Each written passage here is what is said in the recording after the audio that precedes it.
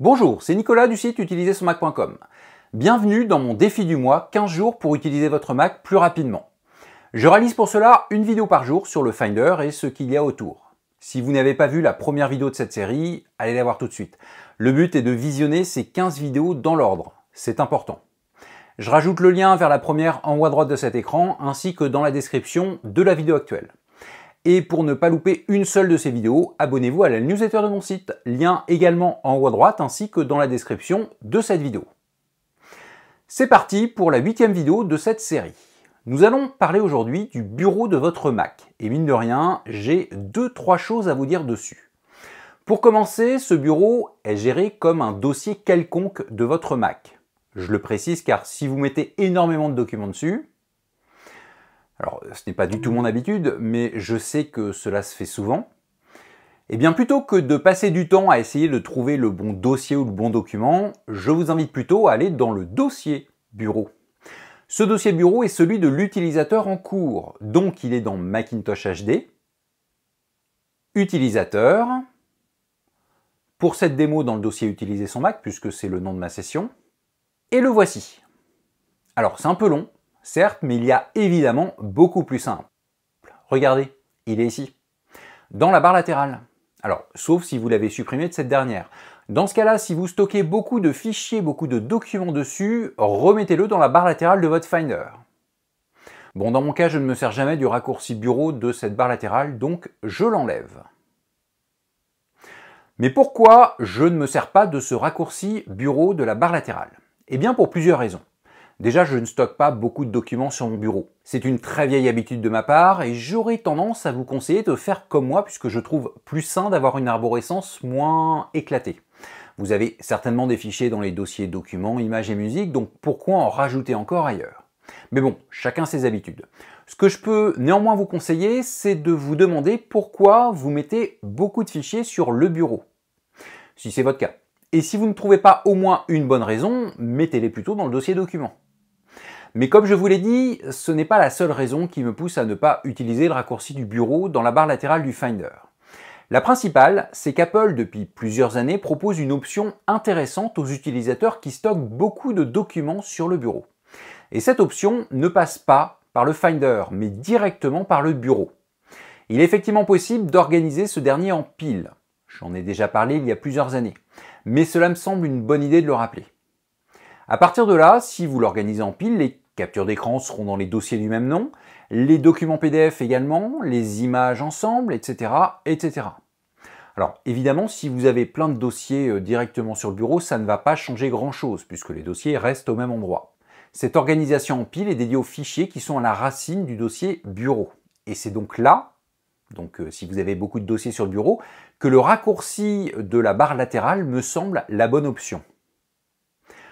Bon, c'est bien beau cette organisation en pile, mais il reste un gros problème. Si j'ai pas mal de fenêtres ouvertes, ce qui arrive régulièrement à la plupart des utilisateurs, que mon bureau soit parfaitement organisé en pile ou dans un fouillis pas possible, ça ne va pas changer grand-chose, puisque je ne le vois pas.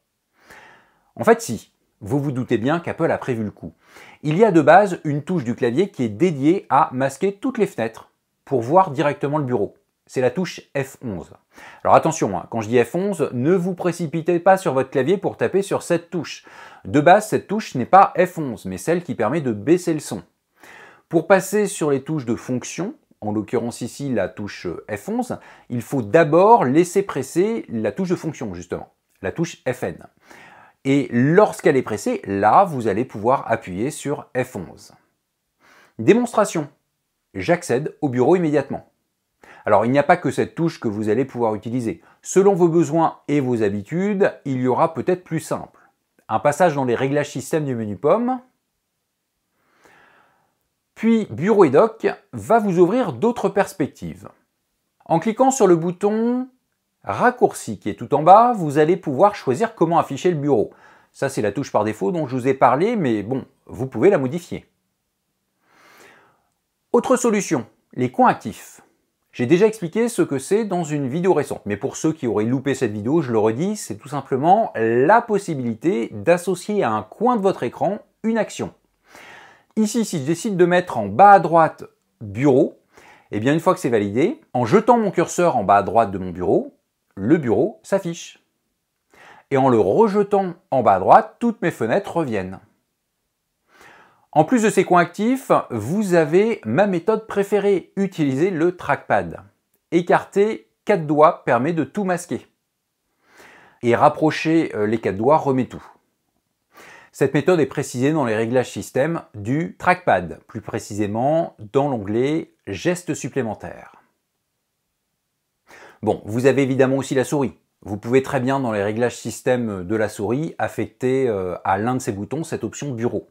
Je ne vous le montre pas, je n'ai pas envie de passer 5 minutes à chercher ma souris et vous avez parfaitement compris comment le faire. Mais il reste la solution principale depuis peu de temps, donc suivant l'âge du système de votre Mac, vous l'avez ou vous ne l'avez pas. Cette solution que je retrouve dans les réglages système, puis bureau et dock, est ici. Il suffit en fait de cliquer sur le fond d'écran, si cette option est configurée pour cela bien entendu. Je clique donc sur mon fond d'écran et tout est masqué. Je reclique et tout revient. Dans tous les cas, retenez que le bureau, s'il vous sert de zone de stockage, est de toute façon géré comme un dossier pour le Mac, donc il est possible en passant par le Finder de l'afficher. Peut être organisé en piles, cela ne changera évidemment rien sur la manière dont il apparaîtra dans la fenêtre du Finder qui correspond au bureau. Et peut être visible d'un seul coup, que ce soit avec la touche F11, une autre touche du clavier, des coins actifs, un geste de votre trackpad, un bouton de votre souris ou la fonction actuelle qu'Apple a intégrée. À vous de réfléchir à tout ce que je vous ai dit. Est-ce que vous en servez comme stockage ou non? Est-ce que vous avez besoin d'y accéder via le Finder? Et est-ce que l'organisation en pile vous suffirait? À vous de répondre à ces questions. La 8e vidéo de mon défi de décembre 2024 est finie. Je vous invite évidemment à la partager au maximum autour de vous et à mettre un petit pouce vers le haut si vous l'avez trouvée intéressante. Dites-moi d'ailleurs dans les commentaires si vous vous servez de l'organisation de votre bureau sous forme de pile. Et surtout si vous stockez beaucoup de documents dedans. Je rappelle que je propose durant tout le mois 15 vidéos sur le Finder et ce qu'il y a autour afin de vous permettre d'utiliser votre Mac plus rapidement. Je vous invite très fortement à les visionner dans l'ordre, du moins la première fois.